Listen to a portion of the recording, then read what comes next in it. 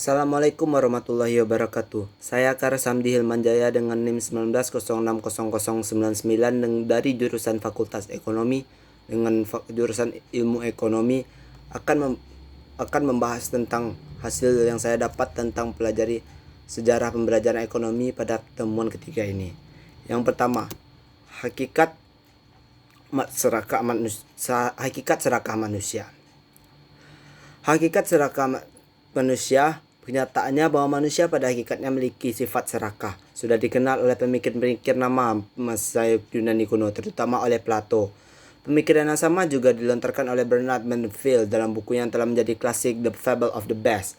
Dan lalu ada Adam Smith. Seperti halnya Manderville juga percaya bahwa pada hakikatnya manusia rakus, egois, selalu ingin mementingkan diri sendiri, walaupun asumsi mereka tentang hakikat manusia sama. Konklusi mereka berbeda seperti bumi dan langit. Mandeville menganggap sifat rakus manusia yang selalu lebih mementingkan diri sendiri ini akan memberikan dampak sosial ekonomi negatif bagi masyarakat. Untuk menghindari dampak negatif ini, Mandeville menganjurkan adanya campur tangan pemerintah dalam perekonomian. Sebaliknya, Smith tidak anti dengan sifat egoistis. Manusia malah menganggap sifat ini akan memacu pertumbuhan ekonomi dan pembangunan secara keseluruhan. Smith berpendapat bahwa sikap egoistis manusia ini tidak akan mendatangkan kerugian dan merusak masyarakat sepanjang persaingan bebas.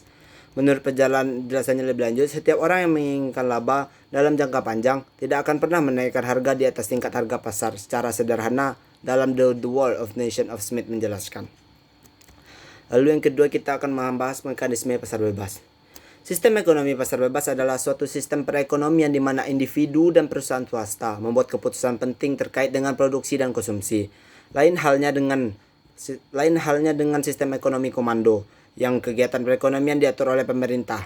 Kegiatan ekonomi sistem pasar bebas diatur menggunakan mekanisme pasar. Mekanisme pasar adalah proses di mana individu atau perusahaan sepakat dalam bentuk uang. Pasar membentukkan alokasi sumber daya, berapa banyak barang yang harus dihasilkan dan berapa harganya sesuai dengan permintaan dan penawaran. Lalu kita lanjut ke teori nilai. Teori nilai adalah dalam ilmu ekonomi merupakan teori yang mencoba menjelaskan asal nilai suatu barang dan jasa, mengapa suatu harga dan dapat diperdagangkan pada harga tertentu, serta bagaimana manusia bisa memperoleh keuntungan. Pada dasarnya, perkembangan teori ini terbagi ke dalam dua periode, yaitu periode klasik termasuk periode Adam Smith, David Ricardo, dan Karl Marx, serta periode neoklasik termasuk periode Karl Marx, Evan von Bauer, dan pakar ekonomi saat ini. Lalu kita masuk ke teori pembagian kerja. Teori pembagian kerja adalah bahwa masyarakat modern tidak diikat oleh kesamaan antara orang-orang yang melakukan pekerjaan yang sama. Akan tetapi, pembagian kerjalah yang mengikat masyarakat dengan memaksa mereka agar tergantung satu sama lain. Durkheim berpendapat, fungsi ekonomis yang dimainkan oleh pembagian kerja ini menjadi tidak penting dibandingkan dengan efek moralitas yang dihasilkannya. Maka fungsi sesungguhnya dari pembagian kerja adalah untuk menciptakan solidaritas antara dua orang atau lebih. Karena adanya pola pembagian kerja, maka terjadilah perubahan struktur masyarakat, dan Durkheim membaginya menjadi solidaritas mekanis dan solidaritas organis. Masyarakat yang ditandai solidaritas mekanis menjadi salah satu padu karena seluruh orang adalah generalis. Ikatan yang dalam masyarakat seperti ini terjadi karena mereka terlibat dalam aktivitas yang sama, memiliki tanggung jawab yang sama. Sebaliknya, masyarakat yang ditandai oleh solidaritas organis bertahan bersama justru dengan perbedaan yang ada di dalamnya, dengan fakta bahwa semua orang memiliki pekerjaan dan tanggung jawab yang berbeda-beda. Perbedaan mekanis dan organis di antara solidaritas mekanis dicirikan dengan masyarakat tradisional, tersementasi berupa hukum represif dan kesadaran kolektif, sedangkan solidaritas organis dicirikan dengan masyarakat modern, terdiferensiasi hukum restitutif dan spesialis. Lalu kita masuk teori akumulasi kapita. Masyarakat di negara-negara berkembang biasanya memiliki akumulasi kapita yang rendah. Hal ini dapat diketahui karena adanya suatu lingkaran yang tak berujung pangkal. Di negara sedang berkembang cenderung pertambatan rendah. Apabila ada tabungan sedikit, konsumsi rendah dan pada tingkat yang substans sehingga tidak dapat dikurangi untuk tabungan. Tabungan yang tidak ada atau sedikit berarti investasi sedikit atau kurang sekali. Ini menyebabkan tingkat produktivitas rendah yang tingkat pendapatan yang rendah pula. Jadi negara itu miskin karena miskin. Di negara-negara yang relatif maju, kehendak untuk menabung dan untuk investasi berlainan. Bagi negara yang kurang maju, kehendak untuk menabung dan investasi saling mempengaruhi. Besarnya tabungan tergantung pada adanya kemungkinan untuk investasi. kebiasaan-kebiasaan dan sebagainya. Jadi kehendak menabung lebih banyak dipengaruhi oleh psikologi dan sosiologi. Jadi rendahnya kapital disebabkan oleh kurangnya tabungan yang dikarenakan oleh hasrat berkonsumsi manusia yang tinggi. Kurangnya tabungan dapat juga diterangkan karena ada international disposition effect, yaitu keinginan untuk meniru konsumsi negara-negara yang telah maju.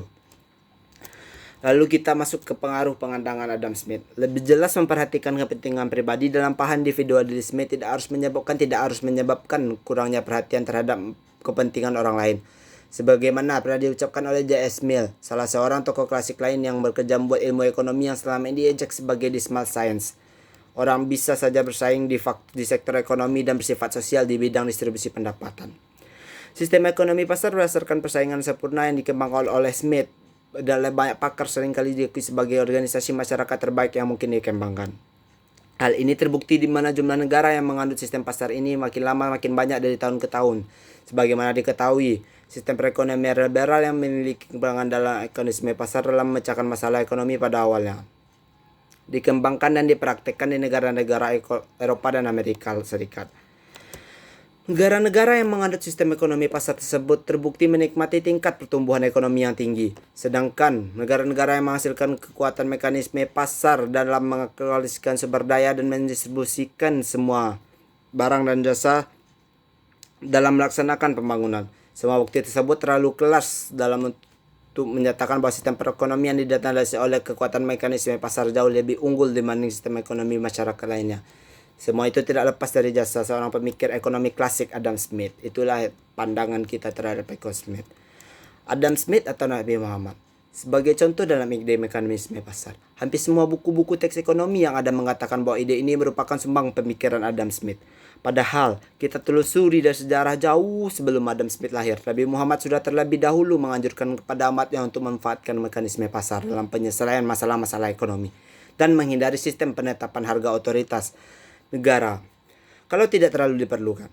Lebih jelas, dalam ajaran Islam, otoritas negara dilarang mencampuri atau orang-orang menjual barang pada suatu tingkat harga yang tidak mereka ridhoi. Muhammad melarang pemerintah ikut campur menetapkan harga jika masyarakat tidak melakukan pelanggaran atau penyimpangan yang mengharuskan munculnya suatu tindakan kontrol atas harga. Bahwa Islam menganjurkan penggunaan mekanisme pasar dan menghindari penetapan harga yang tidak perlu oleh pemerintah biasa diikuti dan hadis yang diriwayatkan oleh Anas sebagai berikut. Lalu Nabi Muhammad atau Adam Smith itu adalah suatu hal yang sama-sama hebat. Berdua sudah menggegaskan suatu pemikiran ekonomi yang sangat bagus. Tapi sebelum Adam Smith kita lebih tahu mengenal Nabi Muhammad. Sekian yang saya dapat sampaikan pada pertemuan 3 sejarah pemikiran ekonomi ini. Banyak salah atau salah-salah kata mohon maafkan. Assalamualaikum warahmatullahi wabarakatuh.